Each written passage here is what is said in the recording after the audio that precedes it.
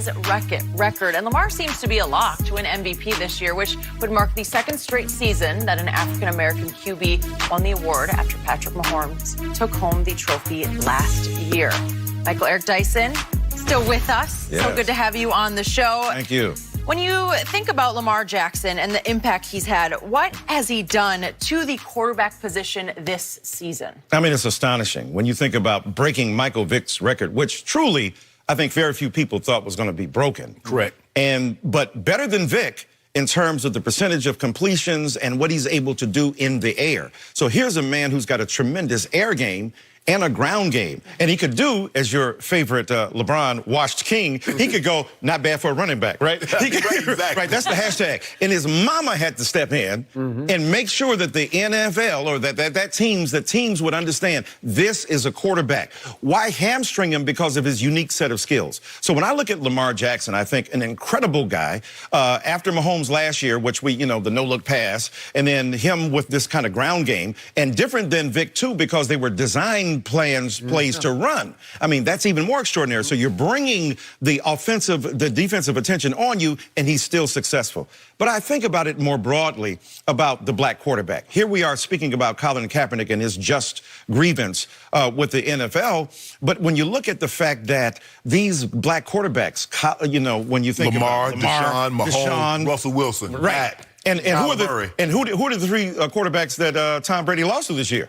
Right? African-American, yep. Right. Deshaun, who is Mahomes. Mahomes and Lamar. And Lamar. So, beating the GOAT like that is no mean feat. So I think that when I was coming up, if you saw Joe Gilliam, if you saw a quarterback, coming along, brother James Harris, James Harris, and then we saw Warren Moon have to go 8 years in the CFL, come over here, Doug Williams, who was in D.C. So now this kind of renaissance of black quarterbacks, allowing people's talent to dictate who we see. And we know there were vicious racial, implications there. Well, the quarterback is not smart enough. Black people are not smart enough to run an offense. And we see now these guys are not only running it well, they are redefining the position. And so there's a level of pride, but acknowledgement of the barriers that have been overcome. What I love the most is there was a tired old stereotype I came up with covering the game of pro football. Yeah, the black quarterback, he can run, but he can't throw. Right. And all of a sudden, this young man. He's the best running back in football, but more important, he's as deadly accurate a thrower with as high a football IQ as anybody throwing the football in the game today, which is why he is running away with the MVP. Oh, yeah. Was he 109? What's his quarter QB rating right now? I mean, it's off the chart. Yeah, it's crazy, yeah. So the point is, he's shattering that mold or that stereotype in ways I've never seen, because what I'm in awe of the most is they are leading the league in red zone touchdowns, because he gets in the red zone and it's hard to get it in the end zone from the red zone. Yeah. And he's saying, I think I'll go there because he's wide open. He keeps finding the most wide open receiver on every play. And makes great decisions on time that I've not seen. He's up in that Brady Breeze echelon right now in decision making. I'm glad you said that, because a lot of people think, oh, it's just enormous physical skill. It's the dexterity, it's the verbal, it's the ability to play because of his limbs. No, it's that brain that allows him to, that football IQ, to look, to see the field, like Magic Johnson, like LeBron, looking at this, scoping it out, and then making a choice based upon what the options are, and having multiple options if this is closed down, and doing it at lightning quick speed. It's a remarkable thing. And guess what, Skip? He's throwing touchdown passes. I guess they can't see the ball in the air because it's not to his hand. I had to see that. Skip had to get that with. But Baker Mayfield wouldn't have that problem, would he? Skip, what I like, Doc, and correct me if I'm wrong, but what these guys are doing is that they're showing that if you have talent, give me an opportunity. Don't put me into an antiquated system where this is the way the guy runs the system. This is the way you do it. Put a system around me. That's what they did in Baltimore, right? Yes. Your former team. They said, we have a genius. I give Harbaugh the credit. We got a guy here, right? We have Einstein. Einstein is unorthodox. He's not going to study math the way you did, right? So Einstein said, the reason I was able to be better than people, he says, because I was retarded, we don't use that word anymore, in my growth. And because I was older when I came to math, I got deeper. So So understanding who Einstein is, build the theory around Einstein's genius. They're doing this around Lamar. This is a guy who gives us. Why hem yourself in by comparing him to others who had more limited skills than he does? Right. Why not open up the possibility by saying he can run, he can throw, he can make decisions at the end zone, the red zone? How difficult it is, you know this, to score a touchdown in the NFL against equally talented big men who are trying to hurt you? That's an extraordinary thing. It is. Because, Skip, Chuck, Andy Reid does not call plays for Patrick Mahomes like he called for Alex Smith. No. Right. And Deshaun is not getting plays called for him like they call for Tom Brady.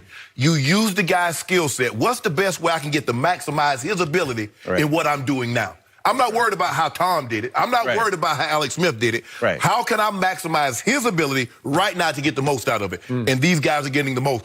What Lamar Jackson is doing, he's 5th in the NFL in rushing. Right. He's leading the NFL in passing touchdowns, and he's #1 in QBR and passer rating. I don't know if we'll ever see a combination like that again. Your ex-wife is great, your present wife is better. Yeah. That's why she's the ex. Michael, on that note, we thank you for joining us. It's always a pleasure to have you Always with us great on to the be show. here. Thank you so much. Doc, All right. appreciate the love, y'all. bro. Thank you. Well, all. guys, the Giants made a strong statement this morning, gave Janoris Jenkins the boot. We'll discuss why next. It's been about a month since Colin Kaepernick's NFL workout in Atlanta, and Cap hasn't drawn any contract offers from the workout, which his camp moved from the Falcons' facility to a nearby high school just hours before its scheduled start time. According to reports, one of Kaepernick's biggest supporters, Jay-Z, was very involved in setting up the original workout.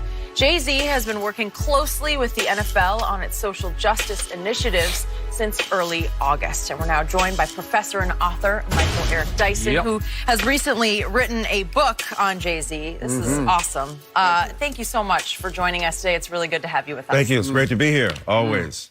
It's always a pleasure to have you. You're one of my favorites, if not my favorite. Thank you, sir. So is Jay-Z. Yes. And obviously, we all know now that he has a role with the NFL. How much of a role did he have in prompting that quote-unquote and finally ill-fated workout that Colin had in Atlanta? He made all the difference. I mean, we know for 3 years Colin Kaepernick has been out of work unjustly, unfairly denied opportunity to exercise his craft and ply his wares on a gridiron for no other reason than he took a knee to protest racial oppression, black suffering, and the trauma that black people endured. That's clear.